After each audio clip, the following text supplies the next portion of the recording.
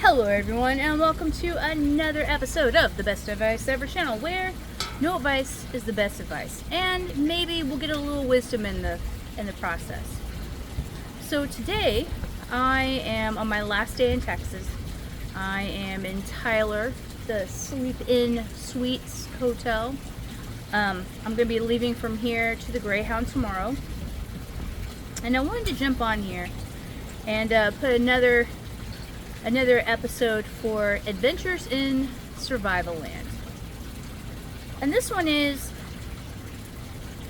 so I went to visit my dad, and I went to go see his wife and everything to see how things are. Things were a bit dire, a bit concerning. She had a blood loss, and they didn't know where the blood loss was at, and they're still trying to figure it out. So while I was there, I was like, I'm going to observe a few things. I'm going to incorporate some things that I do, and we're just gonna see what happens, right? One of the things I do is I make a smoothie, and I have a spring mix that has a leaf called Mizuna. I believe it's M-I-Z-U-N-A or M-A-Z, but I believe it's M-I. Anyway, this leaf actually supports the bone marrow in the nutrients in making all the things that it needs to make. Okay, it supports it. I use that when I had my implants done and I needed my teeth to actually my bone in my jaw to support the growth of new bone.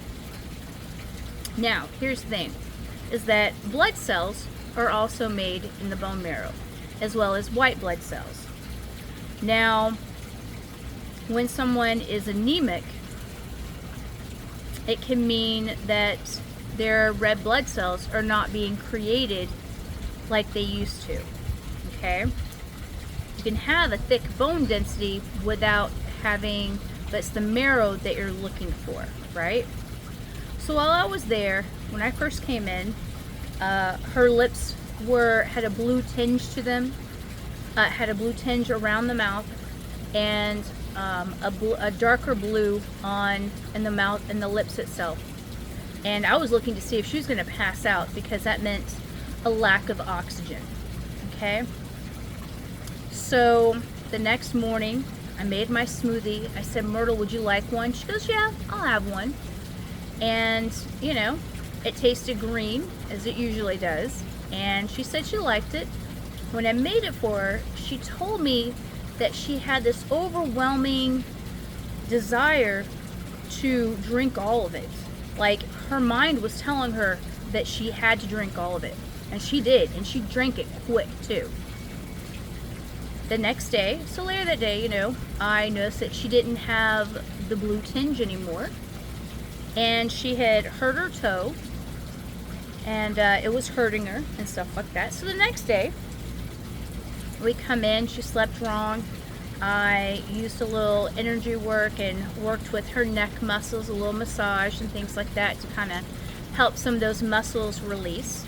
And I used an energetic saying that I got from my hypnotherapy teacher. It said to release anything that you're ready and willing to release at this time that no longer serves you.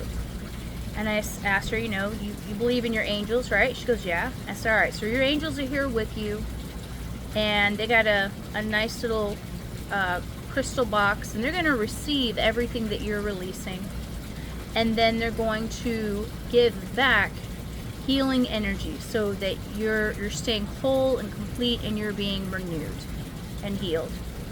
She's like, "Okay." So that morning we had another smoothie. I put the greens in again. This time she wanted to do our tart cherry juice, because I told her about tart cherry juice, and she did a little bit more research on her own. And so later that day,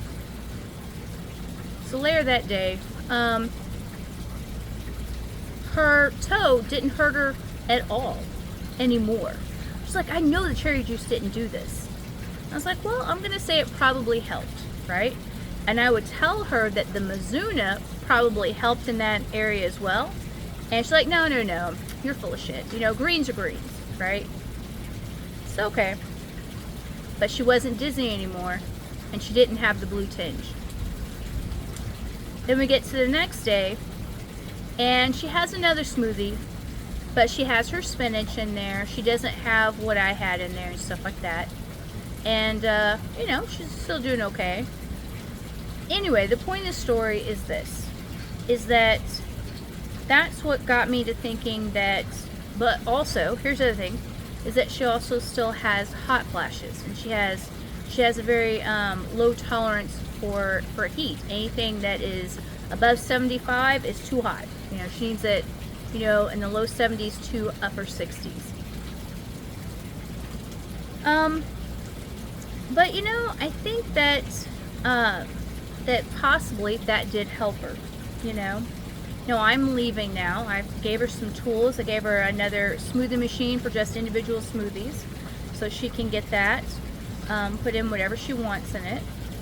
I forgot to leave a list, so I'll have to send that with JD, my brother. But she has an iPad now, and I got her set up so that she can go on the internet and she can research things that she wants to research. She can look up things that she wants to on the internet, and she can, you know, keep her mind sharp, keep her stay engaged. She can engage with the world in a different way than she's used to doing. Because she doesn't talk to people. You know, she's got my dad.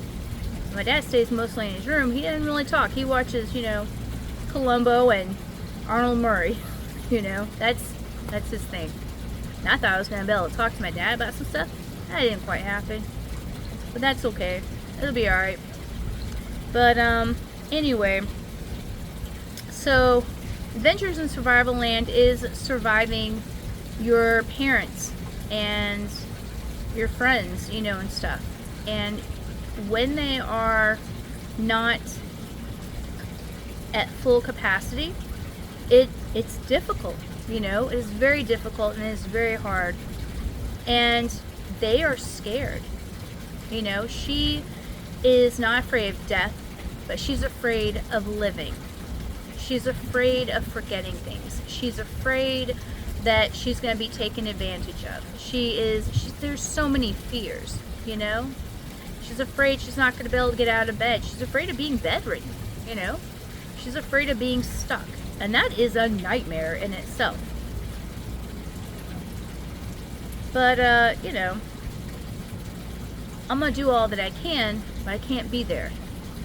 That's not my rule in life, you know. My rule in life is not to be there. Now, my brother's there, and hopefully he does his best to support and get his life together of what he needs to do. But he's right next door, you know. Anyway, so I wanted to bring this in and say, you know, for all of you who are doing your best to support your family members and your friends that need support, you know, sometimes you can only do a little and sometimes you can do more. But no matter what, if you're able to spend some time with them, just to have them, just to listen to them, that means the world. Because that was one of the things that she did. She would tell all these different stories. And she would go over the stories and she would repeat them. And that's fine. Because that's how she was keeping her memory and her mind going, you know.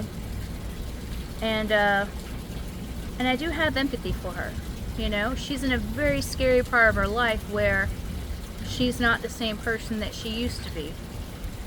And you know, she's like, hey, look, I can go at any time, bro.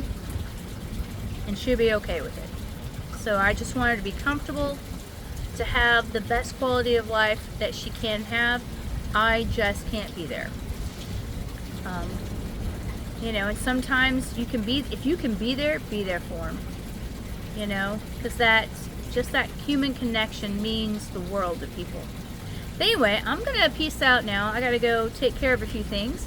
You go forth, live your best life, and remember, we are all going to be in a position at some point or other where a human connection is going to mean the world to us.